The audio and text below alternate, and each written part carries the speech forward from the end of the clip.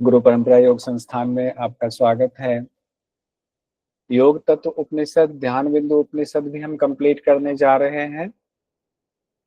योग तत्व उपनिषद पांचवा योग उपनिषद सिलेबस के मुताबिक है।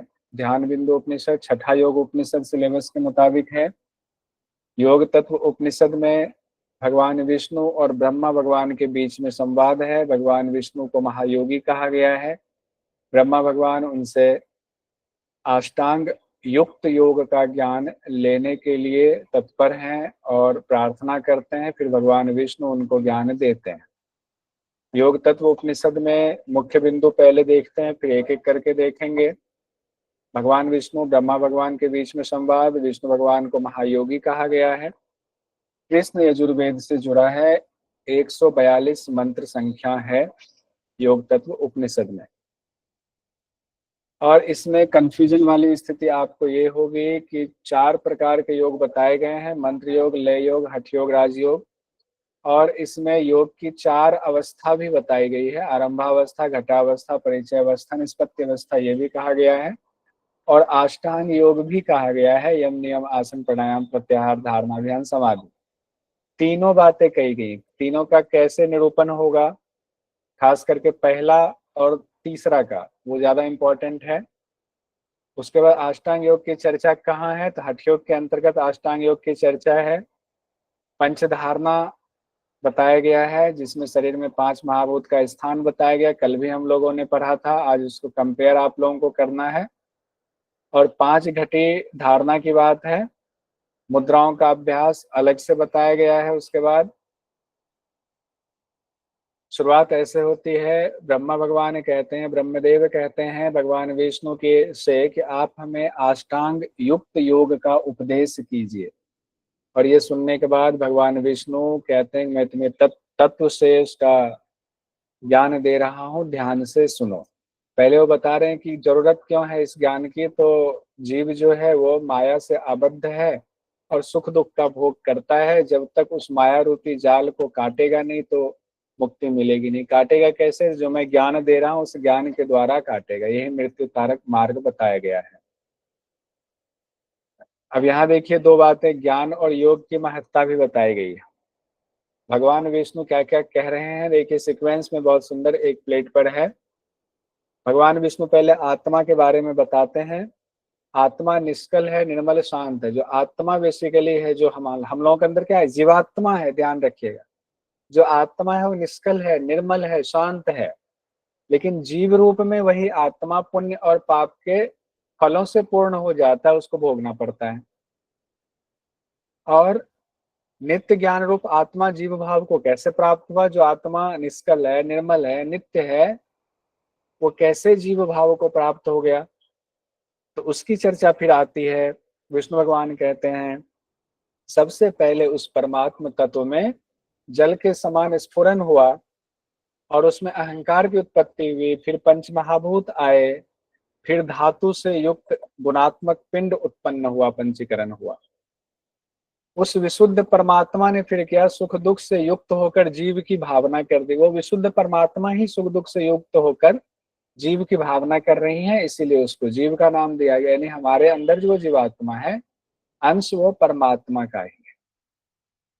और उसमें सुख दुख रूपी जो ये सारे जंजाल हैं, उसमें कौन कौन से, काम क्रोध भय मोह लोभ आदि बहुत सारे अवगुण बताए गए हैं। उससे आबद्ध हो जाता है ये जीव, उसको उससे संबंध जोड़ लेता है।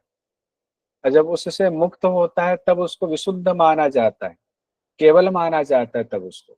अब सवाल आया कि ये दोष दूर कैसे होगा। ब्रह्मा भगवान पूछते हैं कि ये दोष कैसे दूर होगा, तब विष्णु भगवान कहते हैं योग और ज्ञान से दूर होगा, यानी ज्ञान और योग से दूर होगा। क्यों ज्ञान और योग की चर्चा, कहते हैं दोनों एक दूसरे का पूरक है। योग विहीन ज्ञान मोक्ष देने वाला नहीं हो सकता, और ज्ञान रहित योग भी मोक्ष देने वाला नहीं हो सकता। दोनों ही बातें कही गई, दोनों एक दूसरे का पूरक है।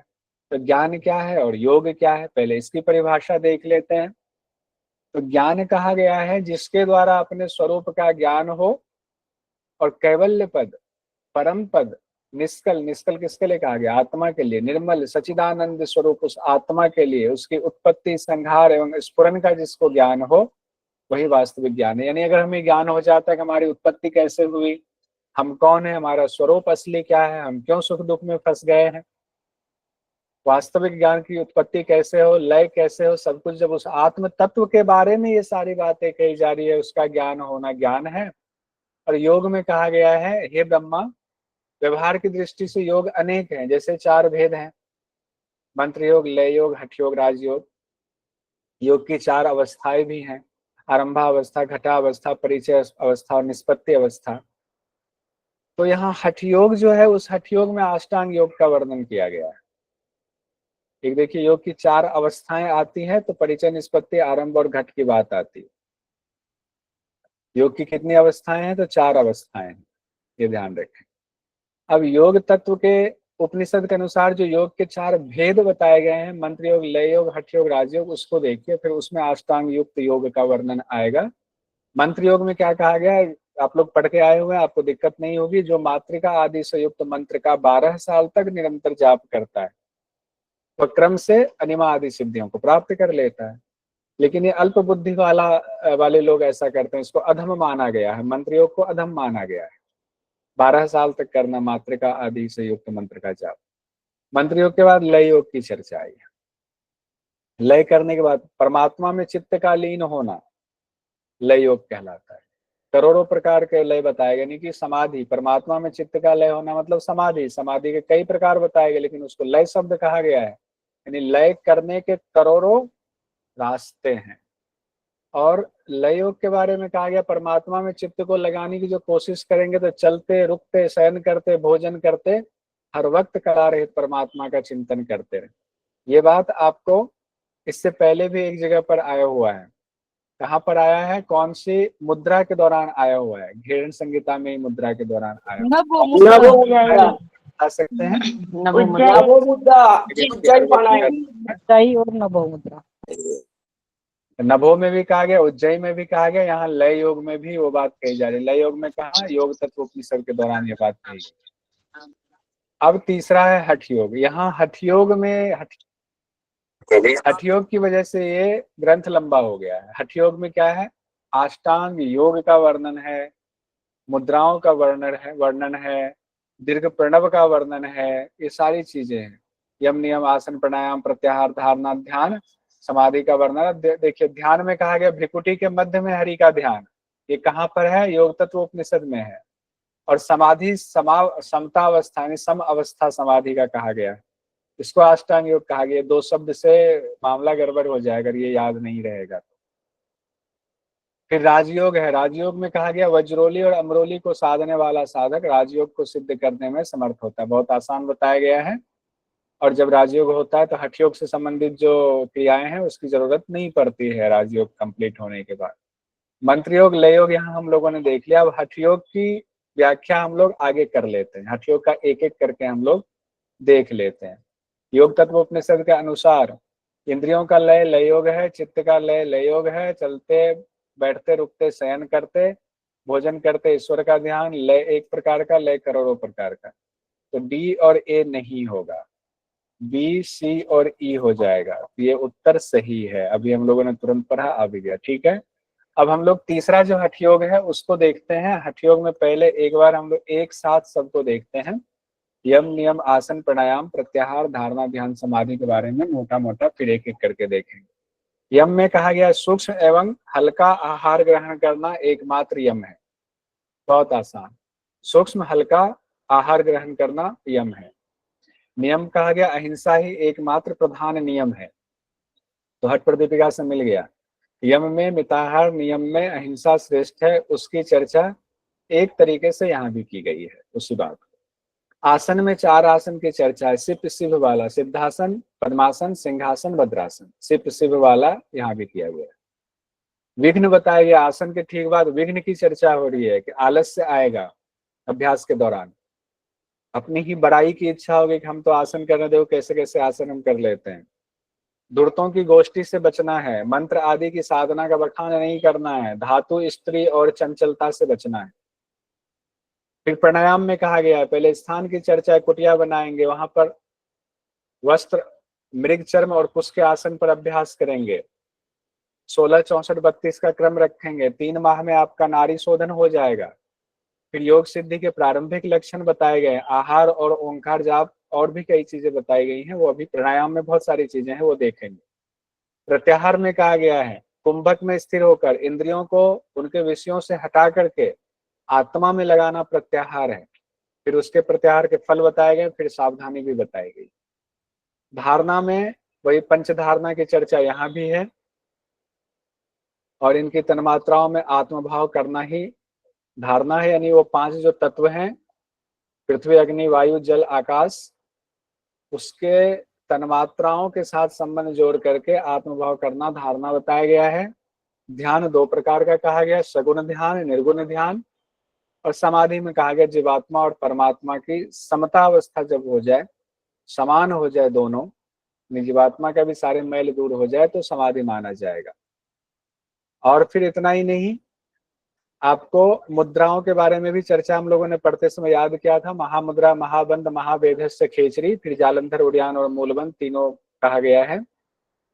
और फिर दीर्घ प्रणव, प्रणव परम सिद्धांत को सुनना, ये 2 चीजें बीच में ऐड हैं। दीर्घ प्रणव का संधान बताया गया, परम सिद्धांत को सुनना बताया गया, फिर उसके बाद वज्रोली, अमरोली और सहजोली, ये 3 मुद्राएं कही गई हैं। इस तरह से सीक्वेंस बताया गया। सीक्वेंस ये पूछा जा सकता है, अब यहाँ पर दिया भी हुआ है, सीक्वेंस पूछा भी गया है, आगे भी ये पूछा जा सकता है। तो इसका सही उत्तर दूसरा है, ABECD। A B, फिर E जालंधर, फिर C दीर्घ प्रणव, फिर सहजोली वाला लास्ट में है। अब योग तत्वोपनिषद में जो आसन वर्णित है सिप्त सिंह वाला, वो भी हम लोग देखेंगे। सिद्धासन, पद्मासन और सिंहासन। स्वस्तिकासन, उग्रासन नहीं है। BCD किसमें है? दूसरे में है, ये भी हम लोगों ने देख लिया अभी। अब हम आते हैं पद्मासन वाला, यानी प्राणायाम में आते हैं। प्राणायाम पद्मासन में करने की बात है। प्राणायाम में क्या कहा गया? प्राणायाम में बहुत सारी बातें कही गई हैं, तो उसको एक साथ देख लेते हैं। प्राणायाम में पहले कहा गया है कुटिया बनाए। कैसी कुटिया होनी चाहिए? छोटा द्वार होना चाहिए, बिना छिद्र वाली हो। तकरीबन कुटिया के बारे में सब जगह ऐसे ही जानकारी दी गई है। गोबर से लीपा होना चाहिए, स्वच्छ हो, कीट पतंग नहीं होने चाहिए, खटमल, मच्छर, मकड़ी आदि जीवों से रहित होना चाहिए। लेकिन इसमें एक चीज अलग दिया हुआ है, धूप गूगल जैसे सुगंधित ध्वनि से सुवासित करें। धूप गूगल जैसे सुगंधित ध्वनि से सुवासित करने की बात है। 2 देवताओं के बीच में चर्चा हो रही है, ब्रह्मा भगवान, विष्णु भगवान के बीच में, तो उनको धूप दीप चढ़ाएंगे ना, गूगल चढ़ाएंगे ना, ऐसे कुछ ध्यान में कर लीजिए।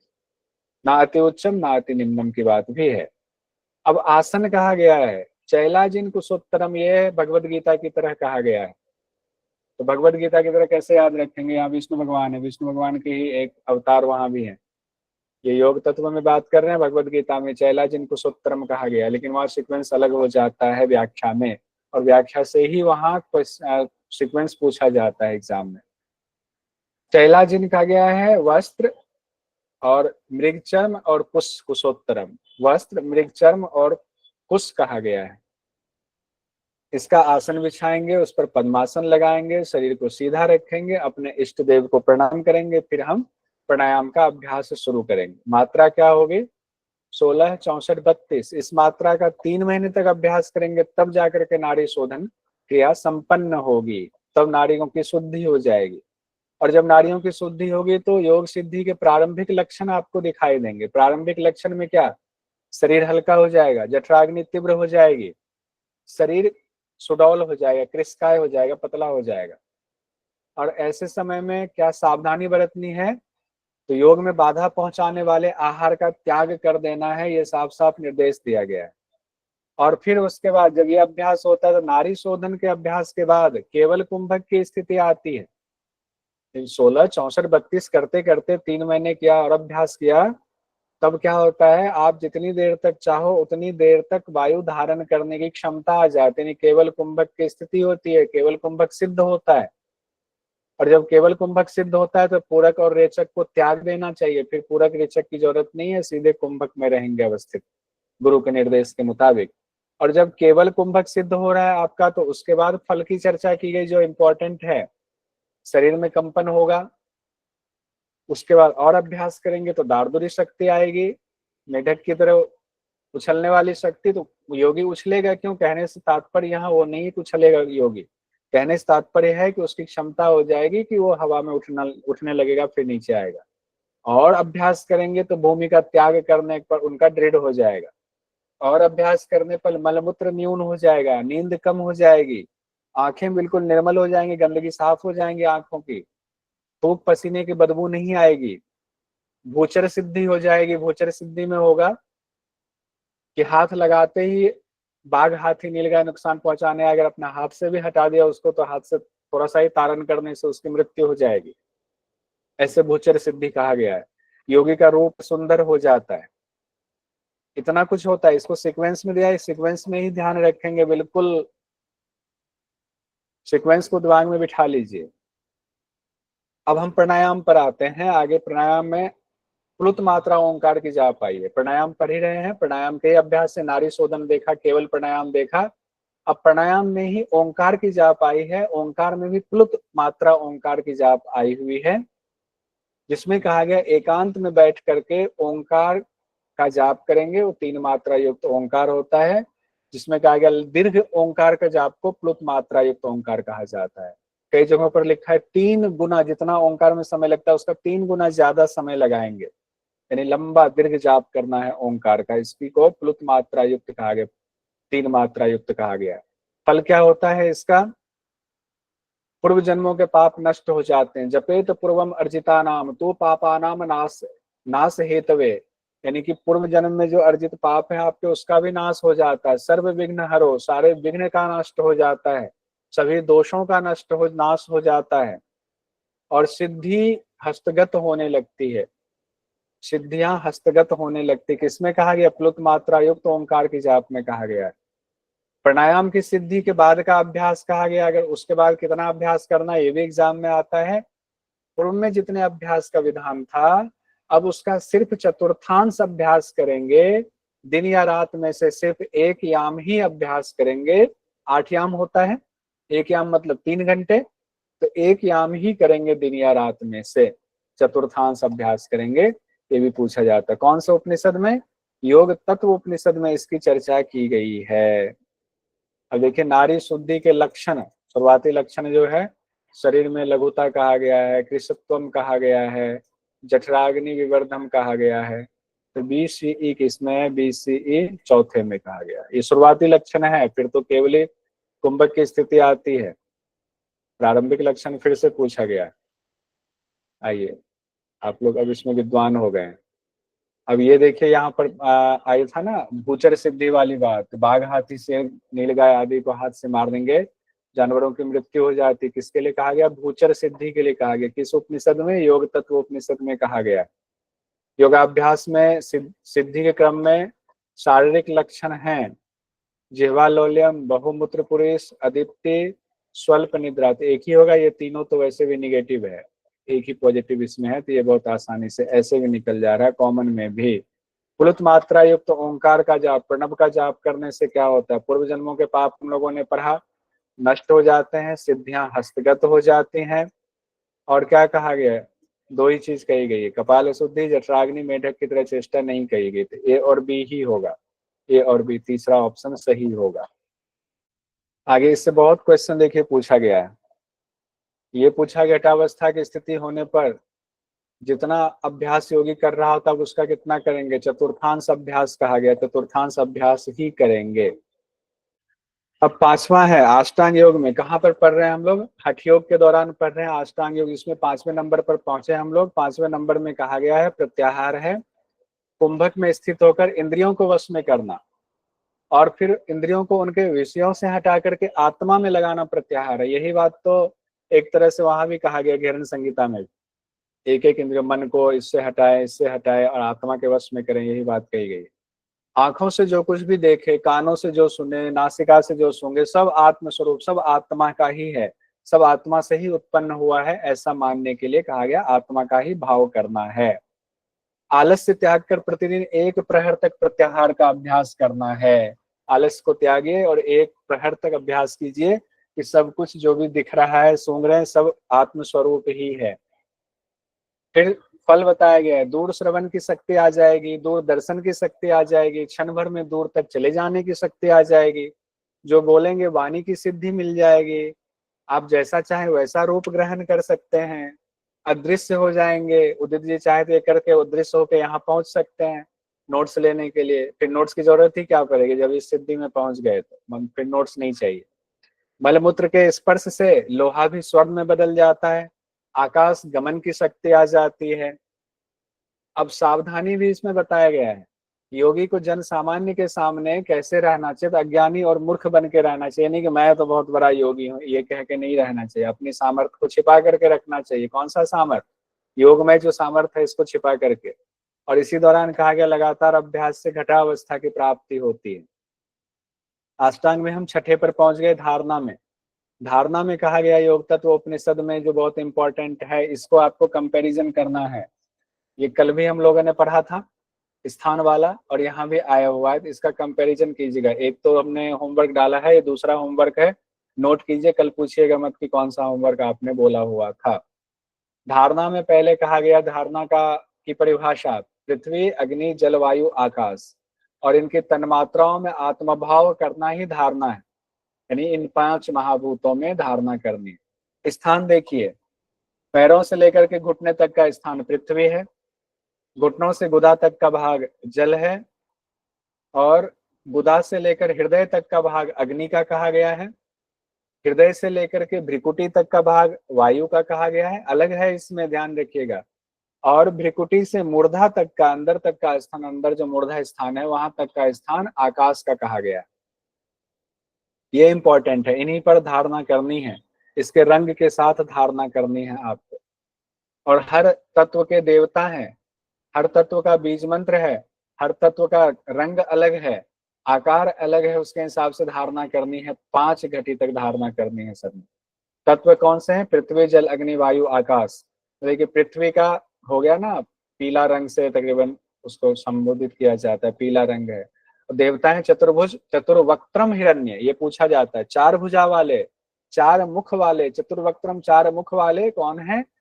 हिरण्य है। और जल, जल का कौन सा है? सफेद रंग है, रंग कौन सा है? सफेद।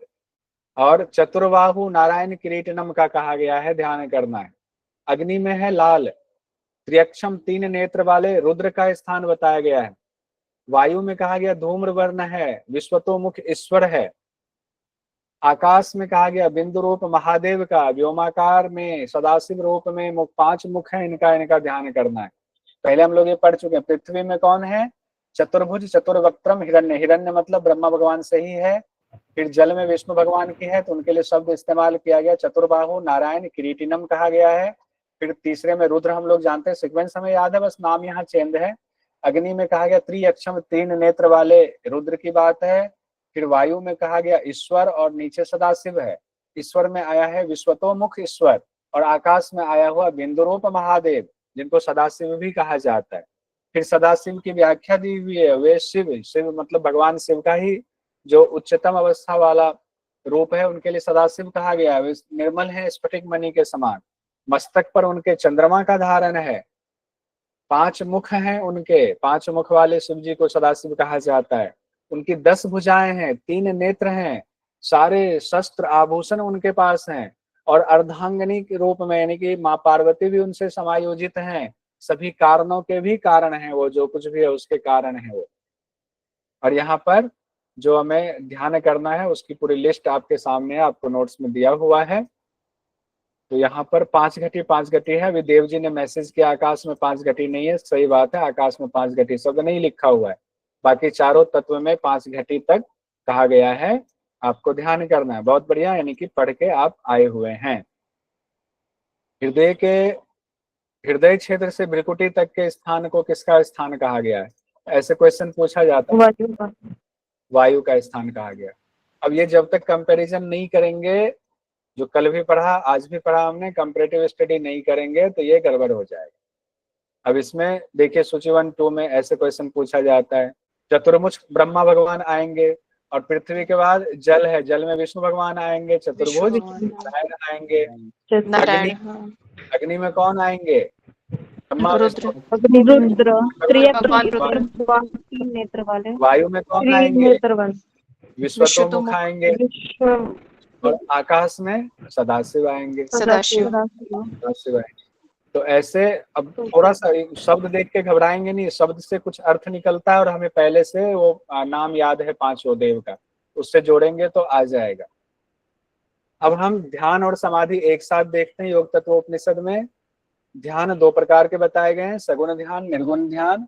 सगुण ध्यान में कहा गया है, यानी आकाश तत्व तक जब आप पहुंच गए उसके बाद सगुण ध्यान की चर्चा है। 6 घंटे तक यानी 2 घंटे 24 मिनट तक वायु को रोक करके आकाश तत्व में इष्ट सिद्धि देने वाले देवों का ध्यान करेंगे। देखिए, यानी आकाश तत्व में वहां पर जाकर के सीधे उसको अब ध्यान से जोड़ दिया गया है।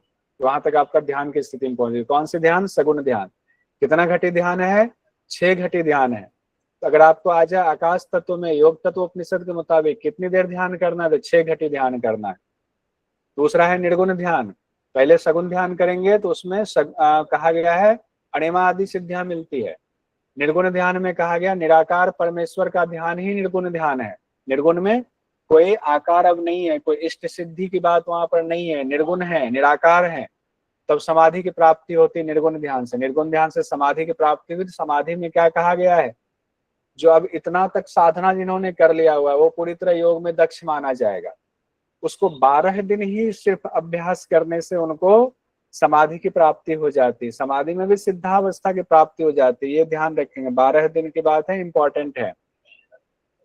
प्राणवायु को निरुद्ध करके जीवन मुक्ति को पा लेता है, जीवन मुक्त हो जाता है, जीवन मुक्ति की अवस्था में पहुंच जाता है। और जीवात्मा की और परमात्मा तब क्या होता है, जीवात्मा परमात्मा की सम अवस्था हो जाती है, समता हो जाती है। और योगी शरीर में चाहे तो रहे, चाहे तो उसको छोड़ने में सक्षम हो जाता है। अभी हम ना शरीर छोड़ सकते हैं, ना हमें पता है कि हम कितनी देर तक शरीर में रहेंगे। तब योगी अपने आप को परब्रह्म में लीन कर लेता है। और जब परब्रह्म में लीन कर लिया तो जन्म मृत्यु के चक्र से छूट जाता है, दोबारा उनका जन्म नहीं होगा। और बस लास्ट है योग तत्वोपनिषद का कि समाधिस्थ योगी की शक्तियां फिर कैसी हो जाती हैं। तो अनिमा आदि सिद्धियों से तो युक्त हो ही जाते हैं और सभी लोकों में आ जा सकते हैं अनिमा आदि सिद्धियों के साथ में। चाहे तो वो स्वर्ग में देवता बन के निवास कर सकते हैं, स्वेच्छा से क्षण भर में चाहे तो मनुष्य का रूप धारण कर सकते हैं, यक्ष गंधर्व का रूप भी धारण कर सकते हैं, सिंह हाथी बाघ घोड़ा किसी का भी रूप धारण कर सकते हैं। इसीलिए कहा जाता है कि पहले भी अभी भी बहुत सारे योगी आते हैं, अगर आपकी इच्छा हो तो आपके सामने वो मनुष्य शरीर में प्रकट हो जाते हैं। ऐसा मैं तो विश्वास करता हूँ, बाकी करे ना करे। फिर अंतिम में पहुंच गए हम लोग राजयोग में। राजयोग में कहा गया वज्रोली अमरोली को साधने वाला साधक राजयोग को सिद्ध करने में समर्थ हो जाता है। और जब राजयोग की सिद्धि हुई तो अष्ट जो बाकी क्रियाएं हैं हठयोग की, यानी अष्टांग युक्त योग की क्रिया, उसको करने की जरूरत नहीं होती है। इसमें मुद्रा का भी अभ्यास बताया गया। सारे मुद्राओं के बारे में नहीं लिया हमने, इंपॉर्टेंट जो है वो लिया है। जालंधर बंद को यहाँ मृत्यु मातंग केसरी कहा गया योग तत्वोपनिषद में। बाकी सब जगह पर जनरली कहा गया है उद्यान बंद को मृत्यु मातंग केसरी, लेकिन योग तत्वोपनिषद में हाँ जालंधर बंद को बहुत, वो तो ठीक है। लेकिन सवाल जानते हैं, ये तो सब जानते हैं उद्यान बंद को मृत्यु मातंग केसरी कहा गया, लेकिन दिक्कत कहाँ होती, किस ग्रंथ में जालंधर को मृत्यु मातंग केसरी कहा गया, यहाँ पे हम फंसते हैं। तो ये याद करना है कि योग तत्वोपनिषद में जालंधर बंद को मृत्यु मातंग केसरी कहा गया है। और मूलबंध में कहा गया, मूलबंध का एक और नाम बताया गया योग तत्वोपनिषद में, योनि बंध भी कहा गया है। प्राणापान की एकता होती, नाद बिंदु एक होता है। फिर वज्रोली क्रिया में 2 चीजें कही गई, भूत भविष्य को जानने वाला हो जाता, आकाश गमन की शक्ति आ जाती है। यहाँ पर हमारा योग तत्वोपनिषद कंप्लीट हो गया। अब हम आते हैं छठे योग उपनिषद पर। सिलेबस के मुताबिक जो है ध्यान बिंदु उपनिषद, योग तत्व से ध्यान लगाकर, तो ध्यान बिंदु उपनिषद में पहुंच गए। ध्यान बिंदु उपनिषद के मुख्य बिंदु देख लेते हैं, माइक बंद कर लीजिए जिनका भी खुला हुआ है। एक तो कृष्ण यजुर्वेद से जुड़ा हुआ है ध्यान बिंदु उपनिषद। 105 मंत्र संख्या, कहीं 106 भी आता है। इसको एक बार मुझे और क्रॉस चेक करना पड़ेगा, तो मैं बाद में क्लास में बता दूंगा 105 ही रखें या 106 रखें। योग में कहा गया है ध्यान बिंदु उपनिषद में षडांग योग की चर्चा है। प्रणव व्याख्या में कहा गया अ ओ म, उससे किसका संबंध है, कौन से लोग किसमें लय हो रहे हैं, यानी पूरा पूरी सृष्टि अ ओ म में समाहित है। कौन से लोक, कौन से देव में किसका लय है, वो बात कहा गया है। फिर प्राणायाम के देवता बहुत इंपॉर्टेंट है, ये क्वेश्चन में पहले भी पूछा गया, आगे भी पूछा जा सकता है। प्राणायाम के देवता ब्रह्मा विष्णु रुद्र को किस उपनिषद में कहा गया? तो ध्यान बिंदु उपनिषद में कहा गया। प्रणव ध्यान, अलग अलग जगहों पर ओंकार ध्यान की व्याख्या की गई है। फिर परमात्मा की स्थिति कहा गया, 3 स्थान 3 मार्ग त्रिविध ब्रह्मा, त्रयाक्षर त्रिमात्रा और अर्धमात्रा पर में परमात्मा की स्थिति कहा गया है। देव का स्थान बताया गया, हृदय में भगवान शिव का स्थान, चंद्रमा में वासुदेव का स्थान, नासिका मूल से भूमध्य के बीच ललाट में ब्रह्म का स्थान बताया गया, निवास बताया गया है। और 4 ही आसन बताए गए हैं। योग तत्व में कितने आसन थे? 4 थे ना सर? 4 थे सर। 4 आसन थे सर। सिद्धासन, सिद्धासन, सिंहासन, भद्रासन। हाँ, इसमें भी 4 ही आसन है, बस इसमें सीक्वेंस थोड़ा सा अलग है। सिद्धासन, भद्रासन, सिंहासन, पद्मासन, बस इतना अंतर है। भद्रासन पहले आ गया है इसमें। आत्मा का निवास स्थान हृदय में बताया गया कि 8 दल वाला कमल है। उस जिस दल कमल पे आत्मा का चित्त उतने चित्त होगा, वैसी स्थिति होती, वैसा हमारा व्यवहार हो जाता है। अवस्था बताया गया है, जागृत, स्वप्न, सुषुप्ति, तुर्यावस्था, और 3 रेखा वाले बड़ा इंपॉर्टेंट है इसमें, उसको भी देखेंगे। फिर पंच प्राण है, और इसमें पंच प्राण के बीज मंत्र बताए गए जो कि इंपॉर्टेंट है। पंच प्राण के बीज मंत्र की चर्चा कहाँ है? ध्यान बिंदु उपनिषद में है। पहला मंत्र से पहले क्वेश्चन पूछा गया था, हम लोग पहले कई बार पढ़ चुके हैं। यदि शैल समम पापम वितृष्णम बहुयोजनम विद्यते ध्यान योगेन नान्यो वेदः कदाचन। पर्वत के समान भी कई योजन विस्तार वाला आपका पाप है, बहुत पापी हैं हम लोग, तो भी ध्यान योग के द्वारा उस पाप को नष्ट किया जाता है, और किसी साधन से वो पाप नष्ट नहीं होता है। ये बात कही गई है। ये क्वेश्चन पूछा गया था जून 25 में भी, यानी अभी लेटेस्ट। फिर ओंकार के स्वरूप की चर्चा आई हुई है। ओंकार का स्वरूप हम लोग देखते हैं, अ उमा में किसमें किसका लय होता है? तो अ में का किसका लय होता है, उ में मा में। इसको बहुत अच्छे से निमोनिक की तरह हम लोगों ने याद किया हुआ था। पृथ्वी अंतरिक्ष द्यो, अ उमा, अग्नि वायु सूर्य, अकार उकार मकार, अच्छे से समझाया था, उतना समय आज नहीं लेंगे। ऋग्वेद यजुर्वेद सामवेद, अ उमा, भू भुव स्व, अ उमा, ब्रह्मा विष्णु महेश्वर, अ उमा, पीतवर्ण श्वेत वर्ण कृष्ण वर्ण, अ उमा, रजोगुण सतोगुण तमोगुण, अ उमा। इतनी बार ये रिपीट हो चुका है, मुझे उम्मीद है सब लोगों को याद होगा, और बहुत से लोगों ने इसका नोट्स भी बना करके भेजा हुआ था। क्वेश्चन भी पूछा गया था। ध्यान बिंदु उपनिषद के अनुसार ओंकार के तृतीय अंश मकार में किसका लय होता है? मकार की चर्चा आ रही है, तो मकार में देखिए, अंतरिक्ष होगा, द्यो होगा, क्या होगा? तो द्योलोक एक होगा, मिल गया आपका। दूसरा क्या होगा? सामवेद कहा गया है। सामवेद, ऋग्वेद यजुर्वेद सामवेद, सामवेद। तो इसको बिठाना पड़ेगा, ऐसा नहीं ये जब बिठाएंगे ना तो आ जाएगा। तो बी और सी होगा इसका आंसर, तीसरा उत्तर सही होगा। अब उसके बाद ओंकार को, ओंकार की और व्याख्या की गई है, सुंदर व्याख्या। उसमें कहा गया ये ओंकार 8 अंग वाला, 4 पैर वाला, 3 नेत्र वाला और 5 दैवत वाला है। ओंकार 4 अंग वाला, 8 अंग वाला, 4 पैर वाला, 3 नेत्र वाला और 5 देवता को जोड़ा गया है। और जो इससे अनभिज्ञ है वो ब्राह्मण नहीं है। ब्राह्मण की व्याख्या यही कर दी गई। ब्राह्मण मतलब ब्रह्म ज्ञान से गुणी हो, तो ब्राह्मण वो नहीं है जो इसको नहीं जानता है।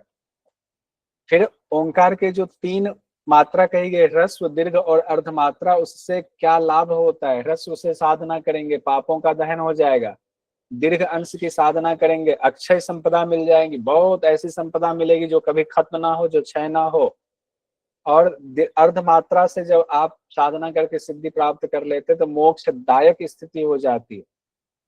फिर प्रणव के ध्यान की विधियां बताई गई, 4 विधियों की चर्चा है। और यहाँ पर हम लोगों ने पढ़ा हुआ था कि देवता को लेकर के थोड़ा सा कंफ्यूजन की स्थिति है, परस्पर विरोधी बातें लिखी हुई हैं, तो हो सकता है उसमें कुछ गूढ़ रहस्य छिपा हुआ हो। हम लोग सीधा और सपाट पढ़ेंगे। प्रणव ध्यान की पहली विधि, हृदय कमल के बीच में ज्योति शिखा समान अंगुष्ठ मात्र प्रणव का ध्यान। दूसरे में कहा गया देह के बीच में ज्योतिर्मय ओंकार का ध्यान। तीसरे में कहा गया शुद्ध स्फटिक मणि के समान करोड़ों चंद्रमा की कांति वाले महाविष्णु का विनयशील भाव से ध्यान। और चौथा ध्यान प्रणव की विधि में बताया गया हृदय स्थल में कमल के आसन पर सुशोभित लालिमा में गौर वर्ण वाले चतुर्मुख पितामह ब्रह्मा का ध्यान। तो हृदय स्थान में यहाँ पर 2 जगह कहा गया, पहले और चौथे में, दोनों 2 जगह पे कहा गया। तीसरे में करोड़ों चंद्रमा के समान सिर्फ महाविष्णु का ध्यान जगह नहीं बताया गया, 3 में जगह बताया गया। दूसरे में देह के बीच में कहा गया, देह के मध्य में कहा गया है ध्यान करेंगे। ये भी बहुत इंपॉर्टेंट है, जो आपको मुंडक उपनिषद में भी मिलता है, और यहाँ पर आपको कौन सा उपनिषद हम लोग पढ़ रहे हैं, ध्यान बिंदु उपनिषद, ध्यान बिंदु उपनिषद में भी है। प्रणव को धनुष बनाएंगे, आत्मा को बाण बनाएंगे। लक्ष्य हमारा क्या है, ब्रह्म। हमें किनसे मिलना है, परमात्मा से। परमात्मा को ब्रह्म कहा गया है। हमारे पास साधन क्या है, हमारे पास धनुष है, तो धनुष तो यहीं रह जाता है, तीर जाके लक्ष्य में लगता है। तो मिलाना किसको है, तीर कौन है, तो आत्मा को, इसलिए तीर कहा गया। आत्मा से परमात्मा को मिलाना, ये ध्यान दीजिएगा तो भूलेंगे नहीं, वहां दिक्कत हो जाएगी। धनुष प्रणव को कहे कि आत्मा को कहे, एग्जाम में पूछ दिया तो। मिलाना किसको, आत्मा को परमात्मा से। तीर किससे मिलता है, लक्ष्य से तीर मिलता है। तो तीर हुआ आत्मा, लक्ष्य हुआ परमात्मा, धनुष हुआ प्रणव, यानी प्रणव के द्वारा आत्मा को परमात्मा में मिलाना है। ये मुंडक उपनिषद में भी यही बात कही गई है हूबहू।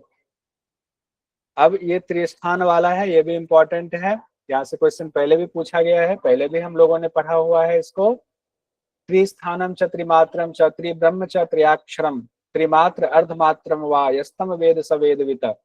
यानी त्रिस्थान, 3 स्थान, 3 मार्ग कहा गया है। त्रिमात्रम को त्रिविध ब्रह्म कहा गया है।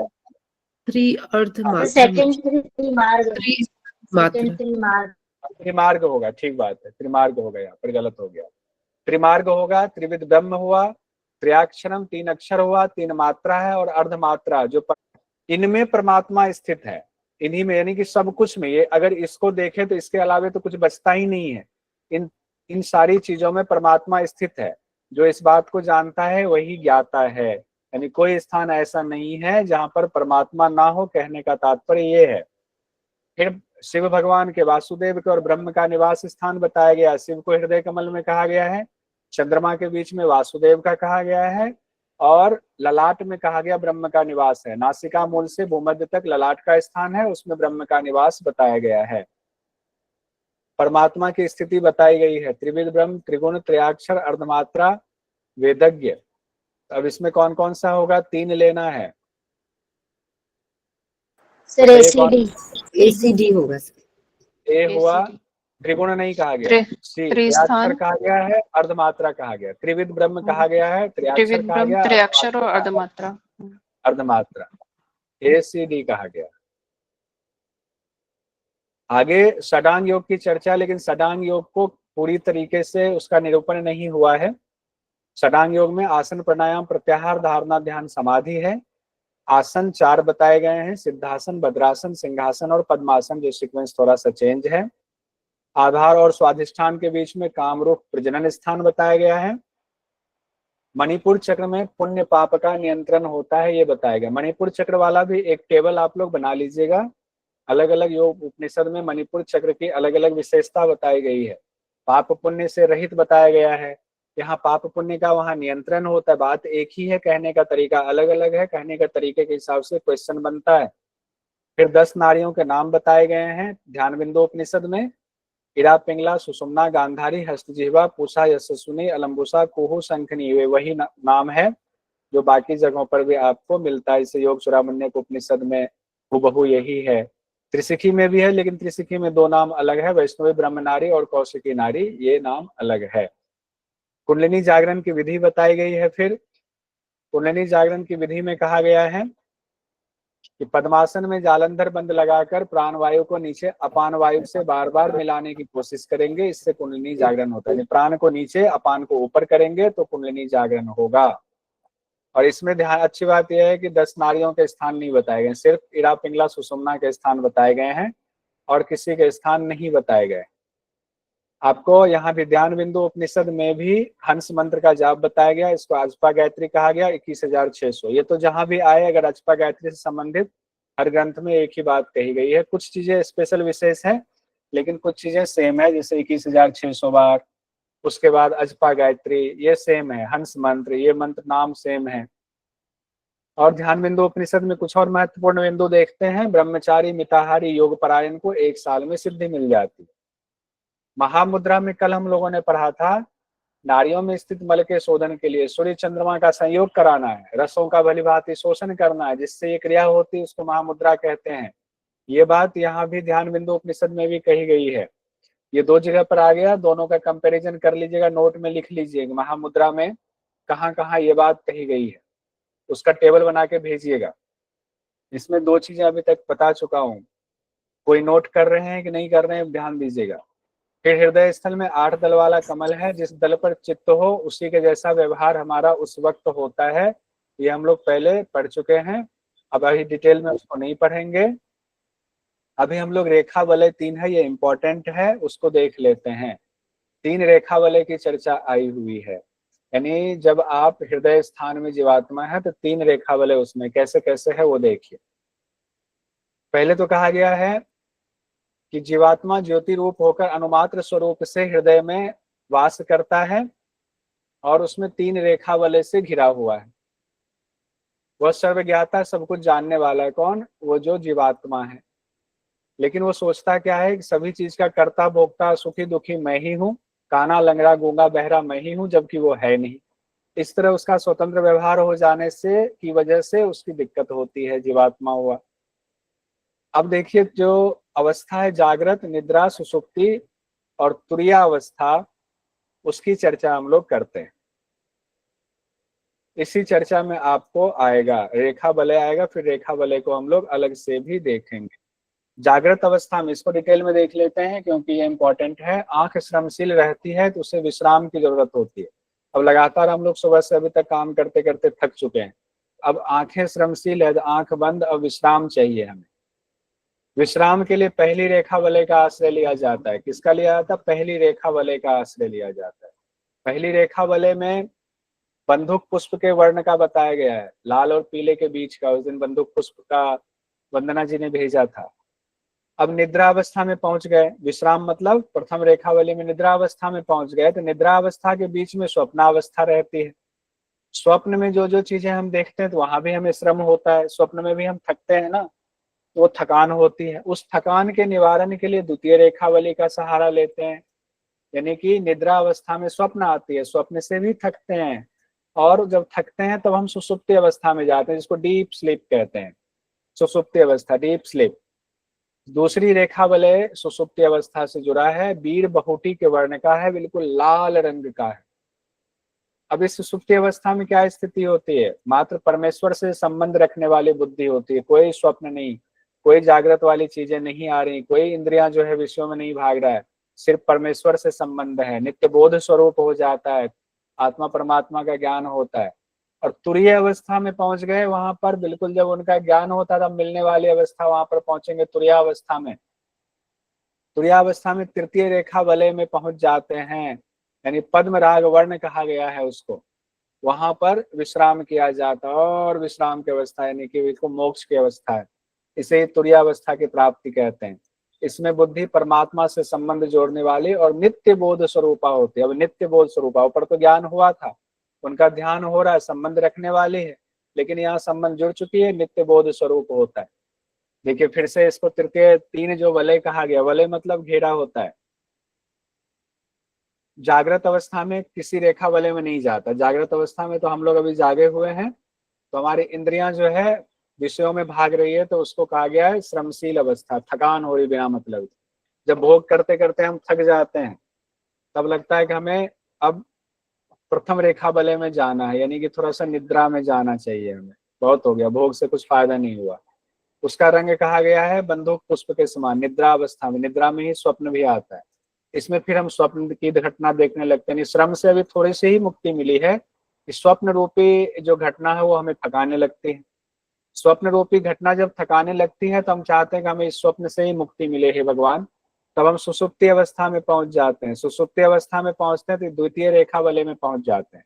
यहाँ वीर बहुटी के समान लाल रंग है यहाँ पर, और यहाँ परमात्मा का बोध होता है। फिर वहां परमात्मा का बोध होते होते उनमें ध्यान लगाते लगाते परमात्मा में लय होने के लिए हम तृतीय रेखा वलय का सहारा लेते हैं, जो पद्म राग वर्ण का है, कमल के वर्ण का है। वहां परमात्मा की प्राप्ति होती है, इसको तुरीया अवस्था कहते हैं। ये टेबल बनाएंगे, चिपकाएंगे, बार बार देखेंगे तो याद होगा। अब जब तुरीया अवस्था में चले गए तो क्या हो गया? अब उस अवस्था को बनाए रखना है कि बुद्धि को सब कुछ से पृथक कर लेना है, सारे इंद्रियों से पृथक कर लेना है, कुछ भी विचार नहीं करना, आत्मा से आत्मा में ही केंद्रित होकर के अवस्थित रहना है। प्राण अपान में एकीकरण की अवस्था रखनी है, संपूर्ण जगत में आत्मा का ही दर्शन करना है। तब तुर्यावस्था में सारे द्वंद्व भी मिट जाते हैं, यानी तुर्यावस्था में भी आपको और अभ्यास करना पड़ता है, तब सब कुछ आनंद स्वरूप ही हो जाता है। एक और इम्पॉर्टेंट चीज यहाँ पर है, जो है पंचवायु और उसके बीज मंत्र। 5 जो वायु है, प्राण अपान व्यान उदान और समान, इसके बीज मंत्र बताए गए हैं। इसको तत्व से अभी मत जोड़िएगा, तत्व से बाद में जोड़िएगा, तत्व से तो आप जोड़ ही लेंगे। पहले 5 पंच प्राण के बीज मंत्र जोड़ने हैं, क्योंकि तत्व का बीज मंत्र आपको याद है, लेकिन प्राण के बीज मंत्र ये अनोखा ग्रंथ है जिसमें दिया हुआ है। तो प्राण का बीज है यकार, अपान का है रकार, व्यान का है लकार, उदान का है वकार, समान का है हकार। यारा लावा हा बात हुई थी, यारा लावा हा, लेकिन सीक्वेंस में प्राण अपान व्यान उदान और समान। अब प्राण का स्थान वायु से है, अपान का स्थान अग्नि से कहा गया है, व्यान का स्थान पृथ्वी से कहा गया है, उदान का जीव रूप है, समान का आकाश है, और सबके वर्ण भी बताए गए। ये भी आपको याद करना पड़ेगा, और याद के लिए परेशान नहीं, मेरा फॉर्मूला अपनाते जाइए। हमने कई फॉर्मूला बताया है, एक तो पढ़ना है, फिर मंथन करना है आंख बंद करके, फिर जो चीज छूट गया फिर देखना है, फिर मंथन करना है, लास्ट में लिख देना है, याद होगा। अब दूसरा उपाय हमने बताया कि जो जो चीजें डिफरेंट है उसको प्रिंट निकालिए या अपने से नोट्स बनाइए, उसको चिपकाइए, छोटे छोटे स्टिकी नोट्स चिपकाइए, व्यवस्थित तरीके से चिपकाइए, फिर देखिए कैसे याद होता है, कैसे कोई क्वेश्चन छूट जाता है। ओंकार के जाप की फिर विधि बताएगी, फिर नादानुसंधान की विधि बताई गई, इस पे संपन्न हो जाएगा। चित्त को एकाग्र करेंगे और पूरक रेचक कुंभक की क्रिया करेंगे, हृदय कमल के कोटर में सबको आकर्षित करेंगे। सबको कहाँ एकत्र करेंगे, ध्यान पूरा चित्त कहाँ होगा, हृदय कमल के कोटर, मतलब कि उस गुफा में। फिर प्राण वायु और अपान वायु को भी वहां अवरुद्ध कर लेंगे, यानी कि वहीं पर ले जाकर के वायु को भी करना है। और जब वायु भी सब कुछ वहीं पर ले गए, चित्त को, प्राण को, सब कुछ को, तब ओंकार का उच्चारण करना है। ये ओंकार का जाप करने की विधि बताई गई।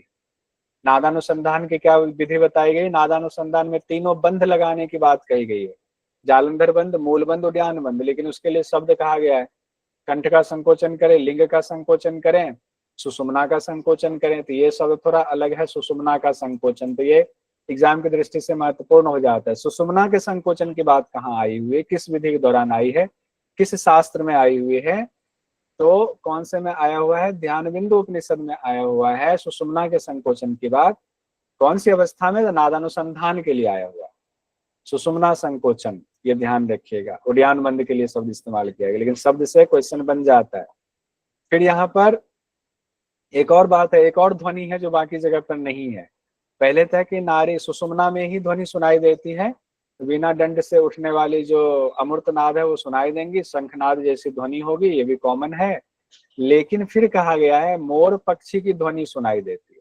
तो मोर पक्षी की ध्वनि सुनाई देती है नादानुसंधान में कहाँ पर कहा गया है, तो ध्यान बिंदु उपनिषद में कहा गया मोर पक्षी वाला। ये तो याद करना पड़ेगा, कहीं लिख के रखेंगे, बार बार देखेंगे तो याद होगा, ये ध्यान रखिएगा। कपाल कुहर के मध्य में 4 दलों वाला स्थान है, कपाल कुहर जो अंदर है, जहां पर खेचरी मुद्रा लगाते हैं, वहां आत्मा का स्थान बताया गया, वहां आत्मा प्रतिष्ठित है। और ब्रह्मरंध्र के कोदंड में धनुष के बीच में शक्ति स्थिर है। और ब्रह्मरंध्र है, उसके ब्रह्मरंध्र को सुषुम्ना नाड़ी को ब्रह्मरंध्र कहा गया, जो यहाँ तक आता है। उसके कोदंड में यानी धनुष के बीच में शक्ति स्थित है, जहां मन को लीन करना है। मन लीन करेंगे तो आत्मा का साक्षात्कार होगा। वहीं पर नाद बिंदु महेश है, यानी इतनी चीजें हैं यहाँ पर जिसको शब्दों में व्याख्या कर पाना बहुत मुश्किल है। वहीं रत्नों से सुशोभित नाद बिंदु से युक्त महेश्वर हैं, जो इसके ज्ञाता हो गए वही कैवल्य को प्राप्त करता है। यहाँ ध्यान बिंदु उपनिषद भी हमारा कंप्लीट हो गया। अब हमारा 2 उपनिषद बच गया हुआ है। कौन से 2 उपनिषद बच गए हमारे, नाद बिंदु योगराज, योगराज उपनिषद। नाद बिंदु और योगराज कल कंप्लीट हो जाएगा और होमवर्क आपको करके भेजना है।